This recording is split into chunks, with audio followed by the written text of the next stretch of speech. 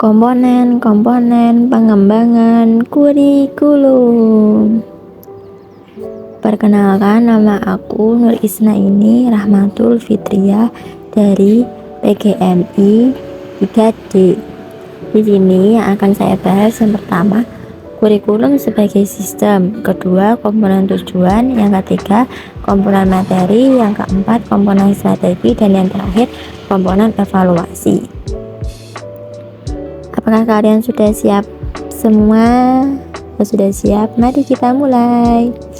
Yang pertama adalah kurikulum sebagai sistem. Sistem kurikulum merupakan bagian dari sistem persekolahan, sistem pendidikan, bahkan sistem masyarakat.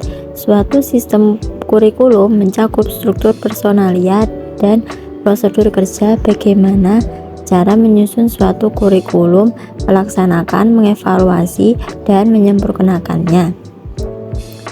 Hasil dari suatu sistem kurikulum adalah tersusunnya suatu kurikulum, dan fungsi dari sistem kurikulum adalah sebagaimana memelihara kurikulum agar tetap dinamis. Kemudian selanjutnya adalah komponen tujuan. Komponen tujuan kurikulum hakikatnya adalah alat untuk mencapai tujuan pendidikan. Maka tujuan kurikulum sebenarnya adalah tujuan dari setiap program pendidikan yang akan ditanamkan kepada diri anak didik. Tujuan pendidikan nasional digali dari falsafah bangsa Pancasila. Yang ketiga, komponen materi, berkenaan dengan pengetahuan ilmiah dan jelas pengalaman belajar yang akan diberikan kepada siswa agar dapat mencapai tujuan pendidikan yang ditetapkan.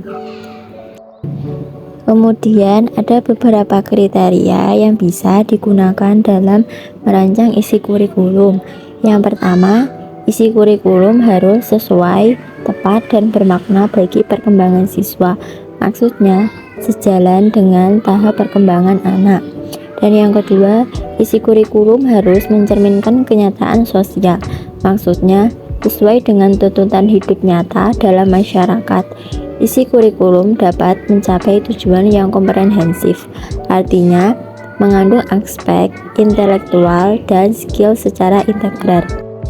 Kemudian yang nomor 4 adalah komponen strategi. Strategi pelaksanaan kurikulum memberi petunjuk bagi para pelaksana pendidikan di lapangan untuk mampu melaksanakan pembelajarannya dengan benar. Kemudian yang kelima adalah komponen evaluasi. Yang dimaksud adalah menilai suatu kurikulum sebagai program pendidikan untuk mengetahui efisiensi, efektivitas, dan produktivitas program dalam mencapai tujuan pendidikan. Di samping itu, evaluasi kurikulum dimaksudkan sebagai feedback terhadap tujuan, materi, metode, dan sarana dalam rangka mengembangkan kurikulum lebih lanjut. Itu tadi yang bisa saya sampaikan. Wassalamualaikum warahmatullahi wabarakatuh.